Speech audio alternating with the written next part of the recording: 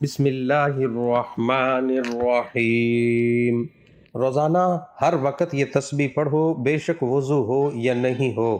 یہ تسبیح پہاڑ کے ٹکڑے ٹکڑے کر دے، پانی کو روک دے، گناہوں کو مٹا دے، قضا نمازیں سب معاف کروا دیں۔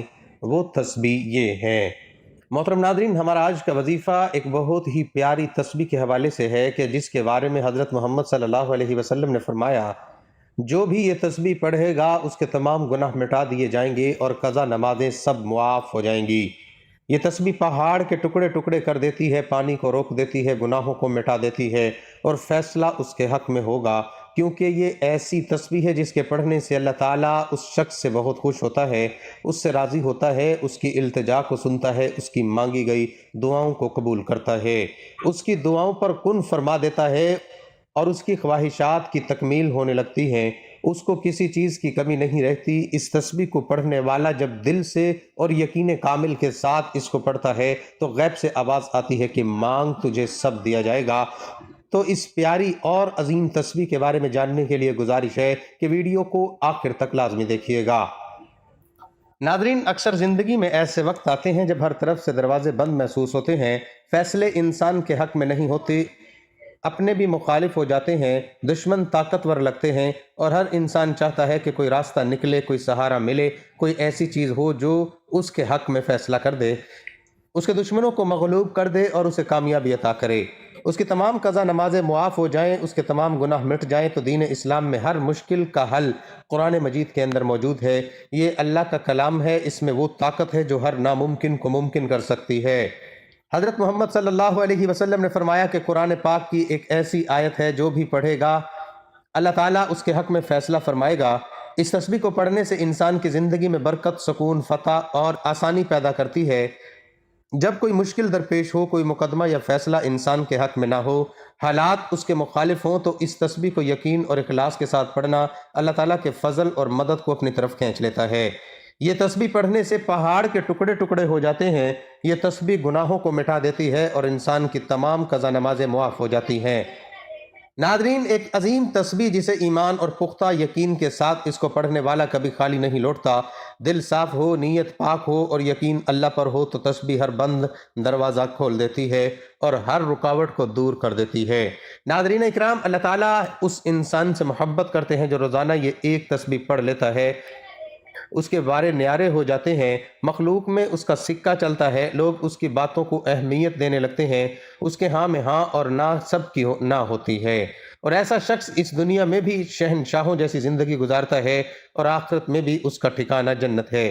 یہ تسبیح چٹان کو ریزہ ریزہ کر دیتی ہے، پانی کو روک دیتی ہے، آگ کو بجھا دیتی ہے اور گناہوں کو مٹا دیتی ہے، جیسے وہ خطا کار تھا ہی نہیں۔ جو اللہ رب العزت اور نبی کریم صلی اللہ علیہ وسلم کا بتایا ہوا یہ ایک عمل کر لیتا ہے، اس ویڈیو میں آپ کو بتائیں گے کہ وہ کون سی تسبیح ہے جسے روزانہ پڑھنے سے اللہ سبحانہ وتعالیٰ اپنے اس بندے سے خوش ہو جاتے ہیں، اور وہ کون سا عمل ہے کہ جس کو کرنے سے انسان دنیا اور آخرت میں امیر و کبیر، غنی اور دولت سے مالا مال ہو جاتا ہے۔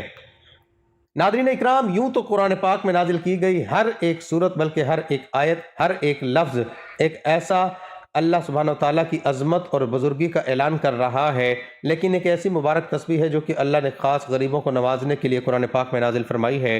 جو بھی ہر روز اس تسبیح کو پڑھنے کا اپنا معمول بنا لیتا ہے تو اللہ پاک اس کے گناہ معاف کر دیتے ہیں اور اس کی جتنی بھی حاجتیں ہیں پوری ہو جاتی ہیں۔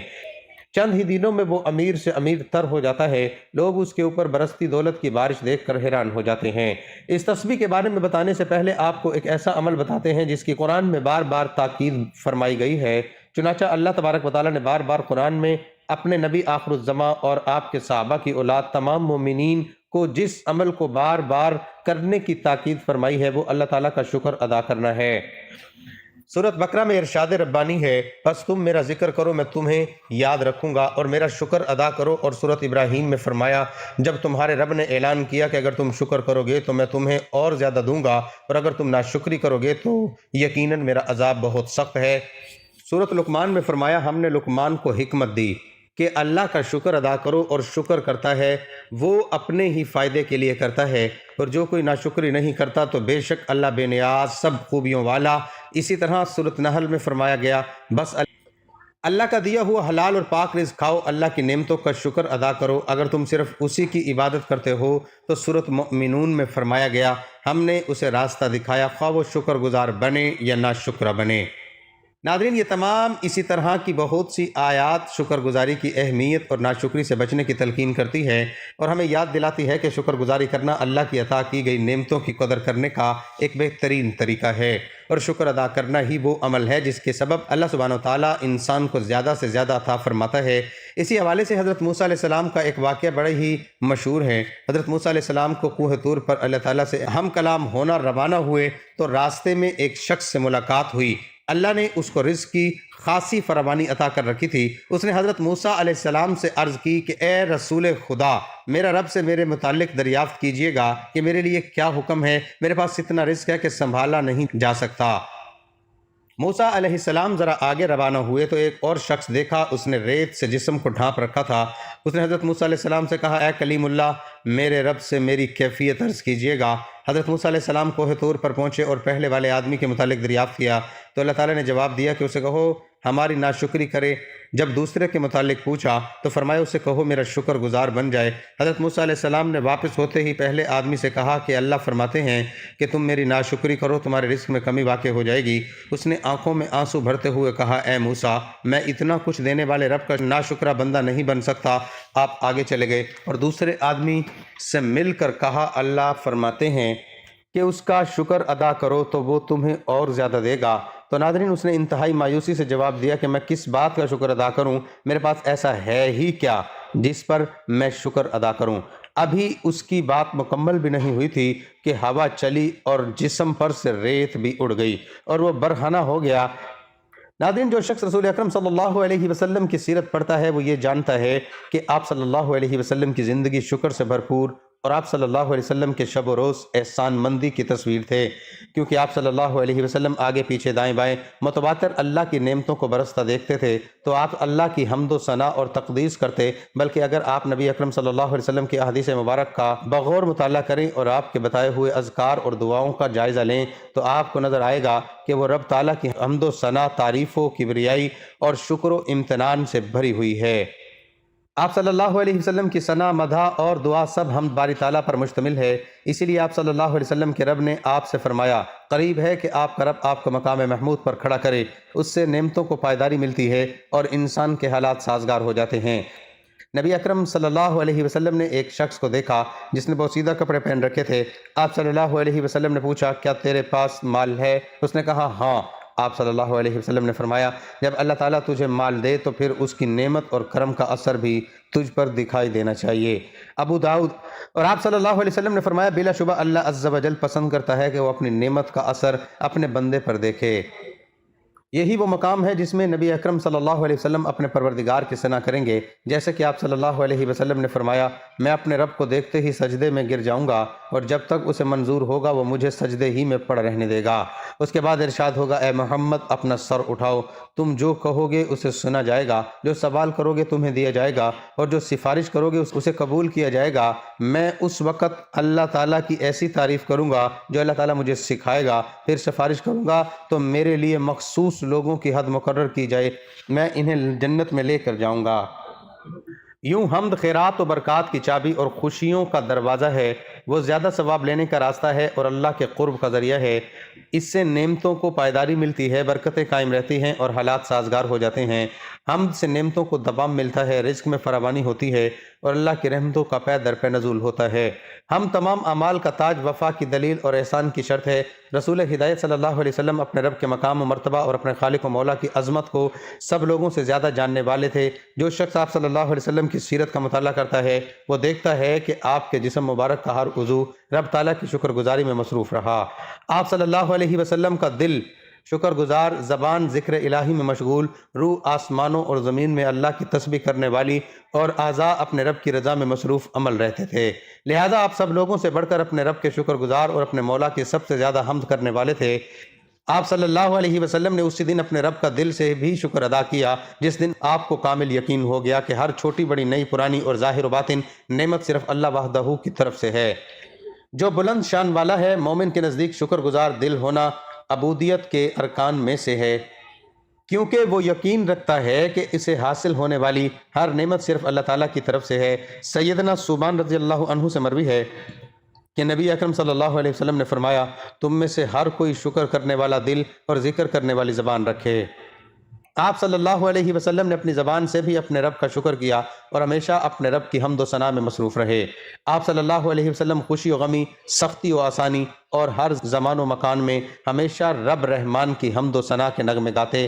کھانا کھاتے تو آپ اپنے رب کی حمد و ثنا کرتے، کوئی مشروب پیتے تو اپنے خالق کا شکر کرتے، کپڑے پہنتے تو عطا کرنے والے کی تعریف بجا لاتے، اور سواری پر سوار ہوتے تو اپنے رب کی نعمت کا اعتراف کرتے۔ آپ صلی اللہ علیہ وسلم عملی طور پر شکر گزار تھے، بلکہ آپ مشکل ترین اور دردناک حالات میں بھی اپنے رب کی شکر گزاری سے غافل نہیں ہوئے۔ آپ صلی اللہ علیہ وسلم کے بارے میں مروی ہے کہ غزوہ احد میں آپ صلی اللہ علیہ وسلم شکست کی حالت میں زخموں سے چور واپس آئے، جبکہ آپ صلی اللہ علیہ وسلم کے کئی صحابہ کرام رضوان اللہ تعالی علیہم اجمعین کو شہید کر دیا گیا تھا۔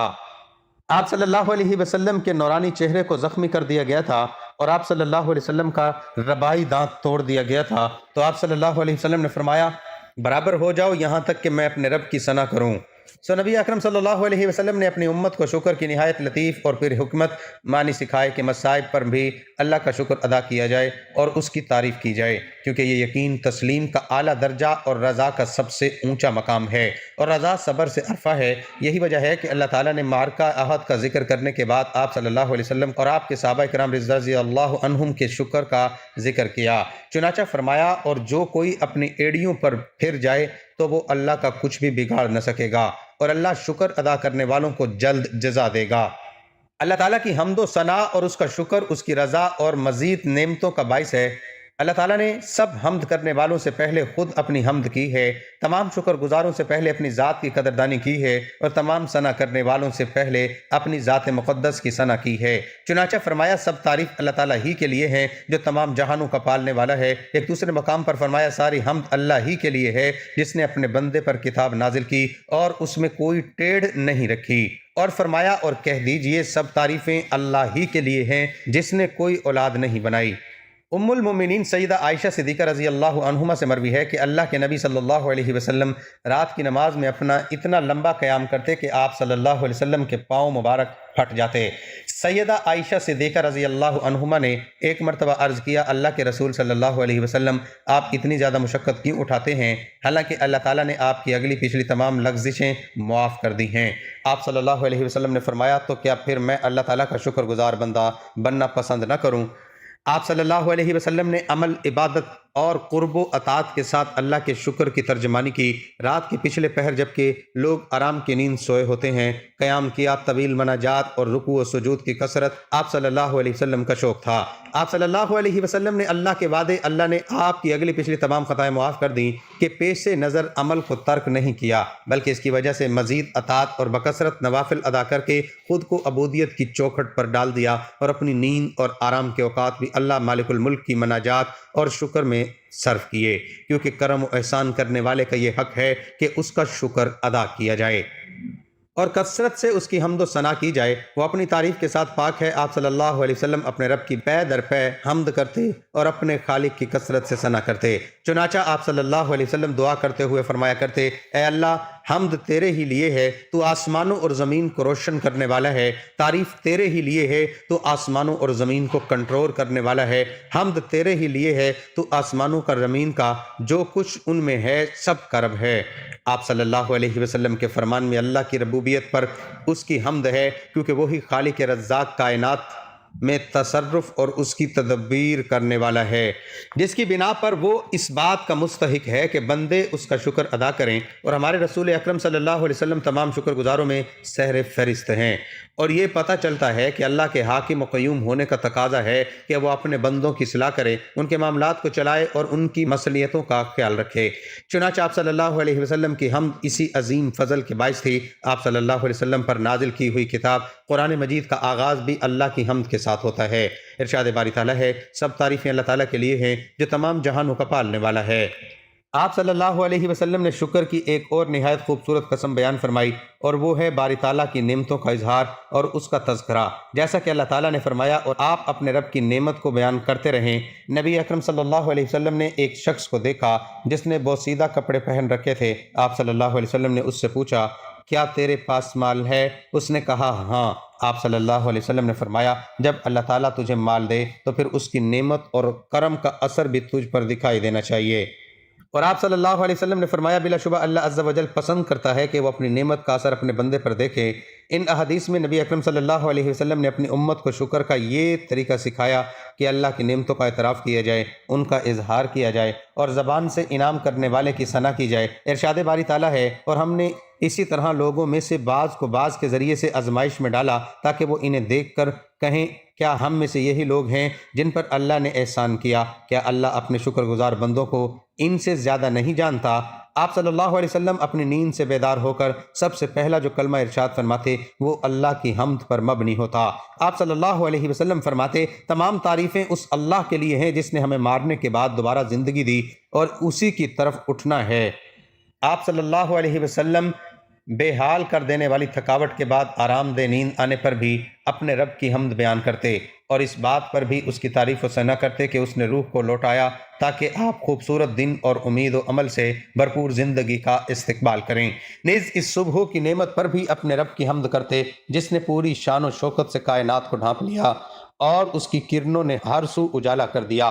آپ صلی اللہ علیہ وسلم نے اپنی امت کو بشارت دیتے ہوئے فرمایا، جس نے صبح کے وقت یہ کہہ لیا، اے اللہ مجھے جو بھی نعمت حاصل ہے وہ تجھ اکیلے ہی کی طرف سے ہے، تیرا کوئی شریک نہیں، سو تیری ہی حمد ہے اور تیرا ہی شکر ہے، تو اس نے اپنے اس دن کا شکر ادا کر لیا۔ اور جس نے شام کے وقت اس طرح کہہ لیا تو اس نے اپنی اس رات کا شکر ادا کر لیا۔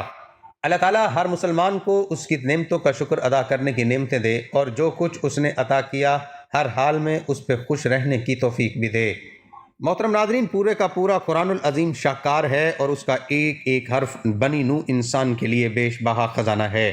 قرآن پاک کی ہر ایک صورت بیش بہا اور قیمتی موتی ہے، ہر ایک صورت بیش بہا زیور کی مانند ہے، جبکہ پورا قرآن اس صندوق کی طرح ہے جس کے اندر طرح طرح کے قیمتی جواہرات اور زیورات بھرے ہوئے ہیں۔ ان قیمتی جواہرات سے وہی لوگ مستفید ہوتے ہیں جو ہر روز قرآن شریف کو کھولتے ہیں اور اس کی تلاوت کا شرف حاصل کرتے ہیں۔ ناظرین محترم، یہ ایک ایسی تسبیح ہے جسے روزانہ پڑھنے والا کبھی مایوس اور کبھی نامراد نہیں ہوتا۔ دنیا جہاں کی دولتیں ایسے انسان پر عاشق ہو جاتی ہیں جو روز یہ تسبیح پڑھتا ہے، یا ایسے انسان کا کوئی کام رکاوٹ اور بندش کا شکار نہیں ہوتا۔ ایسے انسان کو کبھی مال و دولت کی کمی نہیں ہوتی جو ہر روز نماز کے بعد یہ تسبیح پڑھتا ہے۔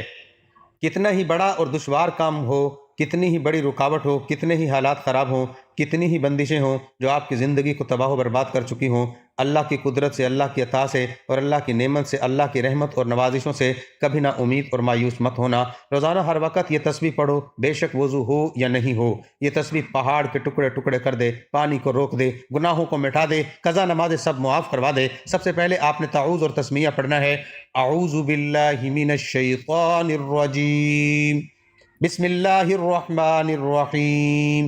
پڑھنے کے بعد درود پاک پڑھ لیں، درود پاک صلی اللہ علیہ وسلم پڑھ لیں، صلی اللہ علیہ وآلہ محمد پڑھ لیں، یا درود ابراہیمی پڑھ لیں۔ درود ابراہیمی کی فضیلت زیادہ ہے، اس لیے ثواب کے طور پر ایک مرتبہ میرے ساتھ بھی پڑھ لیں۔